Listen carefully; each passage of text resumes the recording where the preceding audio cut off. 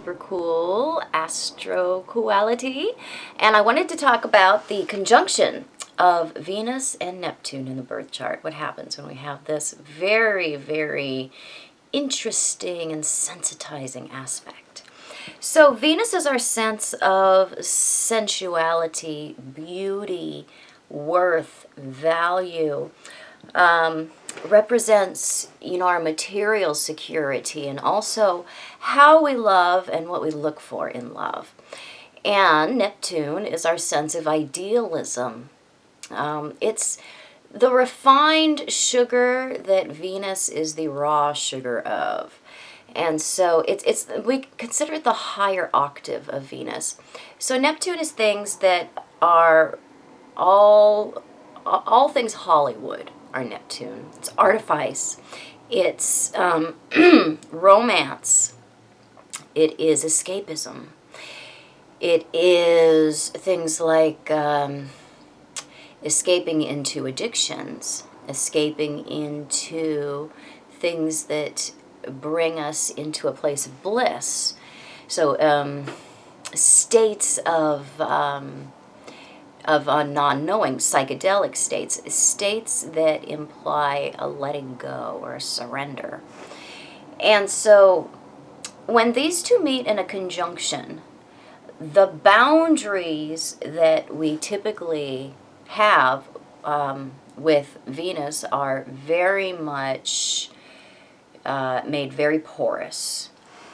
So realistically assessing love and relationships in general is a real big challenge when we have this particular conjunction, because it fuses want with want.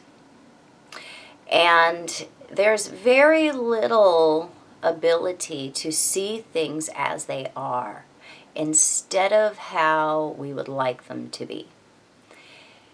And so the boundaries that we develop tend to come later in life with this conjunction, because we generally have to get a sense that boundaries need to be developed. And typically this conjunction contributes to being taken advantage of in relationships, especially love relationships, because we are very kind. We are understanding. We are a giver. And we can be the one that's always doing the giving, always doing the paying, always doing the waiting, always doing the calling with this particular conjunction. The other way that this shows up is that the love nature is not as personal as it typically is with most people. It has a universal quality to it. So they're very, I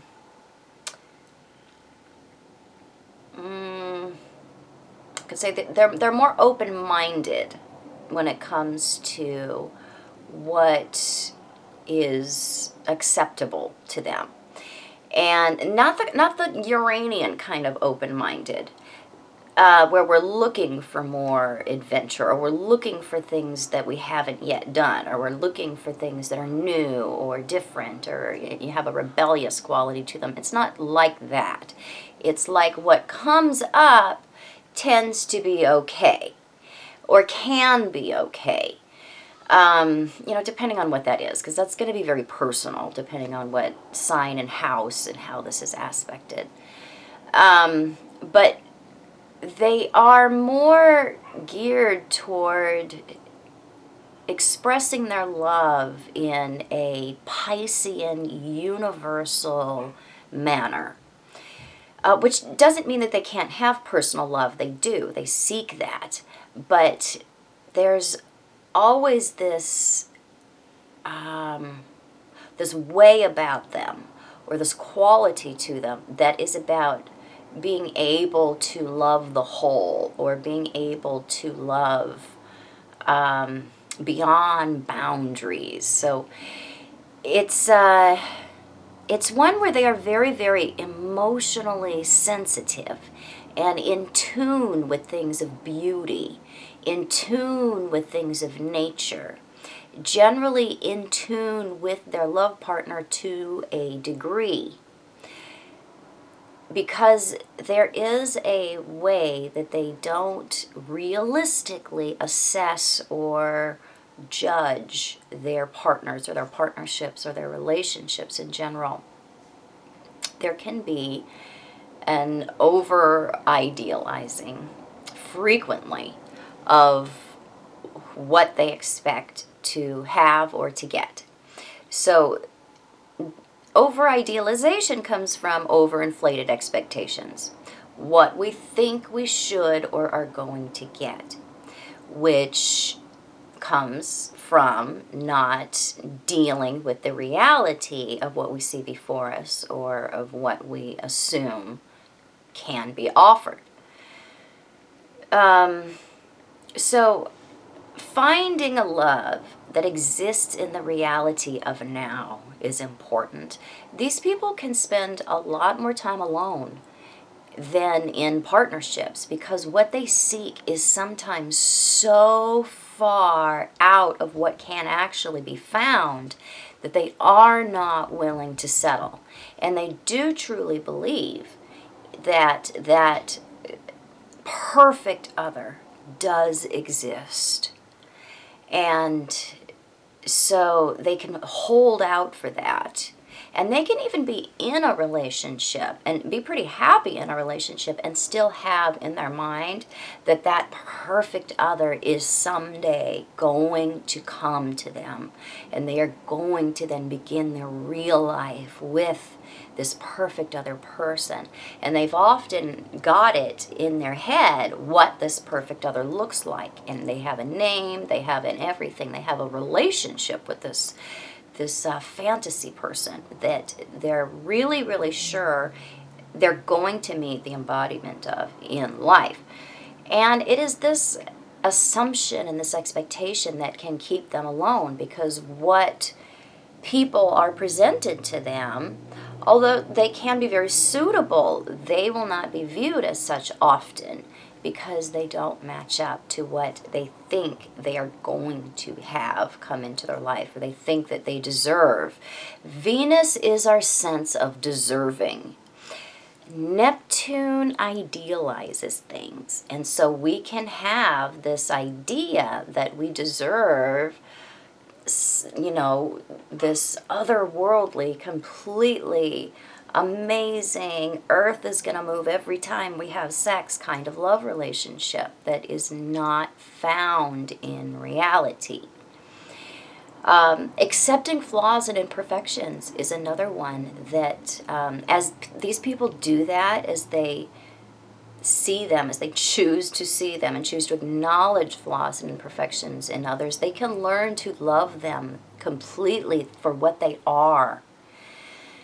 Realizing that one has to pick from what is available is a big part of maturing with this conjunction. Because I've seen people who have this conjunction, you know, again, have some very suitable prospects before them, but not pick. We get into a desperado kinds of situation, right, where we're sitting on the fancy until we're old and alone. And so there is a process of needing to get more realistic about choosing from what is available. Movie stars are probably not going to marry you. That is something that people with this conjunction need to understand, because there's a lot of them that have this, or Venus in the 12th house, that are really sure that this is going to be in their future, or something, you know, or there is this idealized person that may exist in real life even, that they're pretty sure that someday they're going to get with. A lot of actors and actresses also have this conjunction. The opposition and the conjunction are really, really common in the charts of actors and actresses. And this is one of the reasons why actors and actresses and people in Hollywood, people that have a lot of Neptune in them, don't make very suitable romantic partners. They're excellent on screen. They're very difficult to deal with in real life, in romantic situations, because they expect so much. And because their ideas of what love and romance are so overblown that their tendency towards disappointment is massive. And it tends to come in quickly. And so, getting past that 4-year mark can be very difficult when we have hard aspects between Venus and Neptune in our birth charts, because we get into these situations where, the illusions start to wear thin, the infatuation starts to get a little bit old, and we start to see things that we didn't expect to have to deal with, or we didn't think were going to be a part of our love life. Then maybe that's for other people, but that's not something we're going to experience. And this is when people with hard aspects, and the conjunction is a hard aspect from Venus to Neptune, and easy aspects, all aspects, this is when they can pull out of the relationship.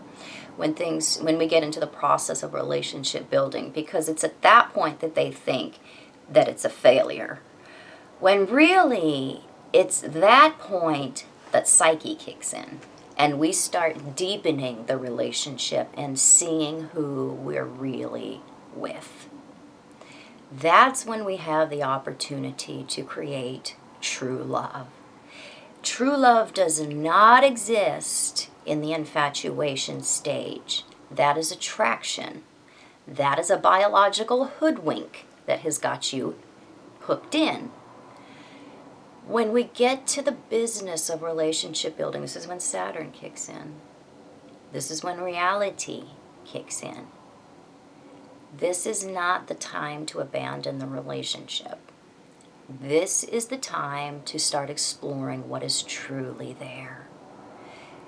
We have to make Neptune real if it's going to work for us in a positive way.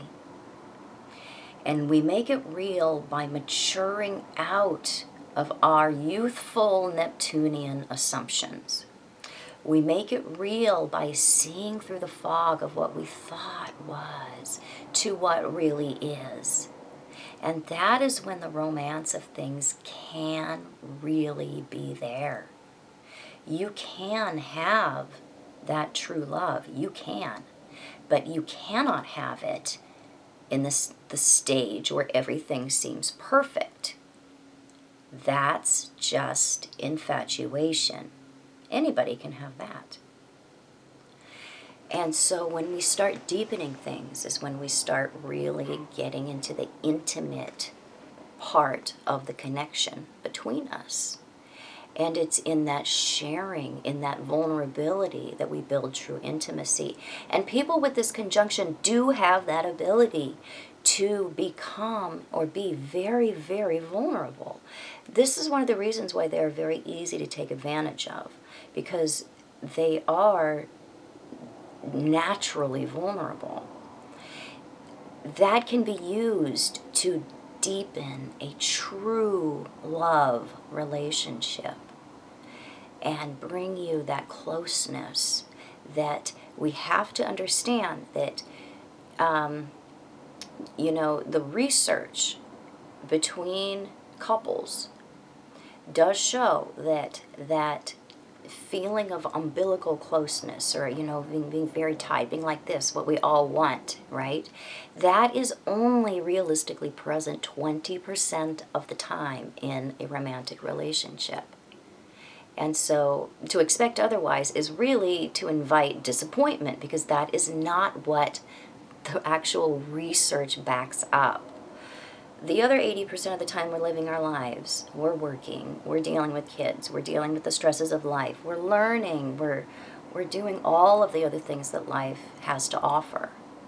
But even in the best cases, 20% is what you can realistically expect to have in your life when it comes to that state of being,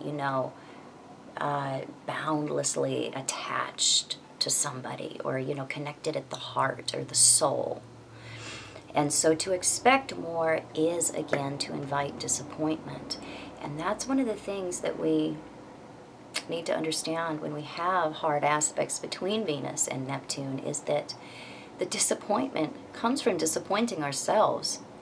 It comes from setting ourselves up, from expecting to get something that was not realistic. And we have to grow out of our youthful assumptions about Neptune into our more realistically realistically valid experiences that we create for ourselves in the real world, with the opportunities that are presented to us in real life. So Carrie Fisher actually wrote a poem that really encapsulates hard aspects between Venus and Neptune. And she wrote, "Don't offer me love, I seek disinterest and denial. Tenderness makes my skin crawl. Understanding is vile. When you offer me happiness, you offer too much. My ideal is a long-lasting longing for someone whom I cannot touch." You can find me on the internet at truthandaspectastrology.com, Facebook, Instagram, also at Truth and Aspect Astrology. Yes, I do private consultation. I am mainly a relationship and intimacy astrologer, but I interpret all types of charts under the sun. And please like my video and subscribe to my channel if you found this helpful. And I'll be back super soon with more super cool videos. Bye-bye.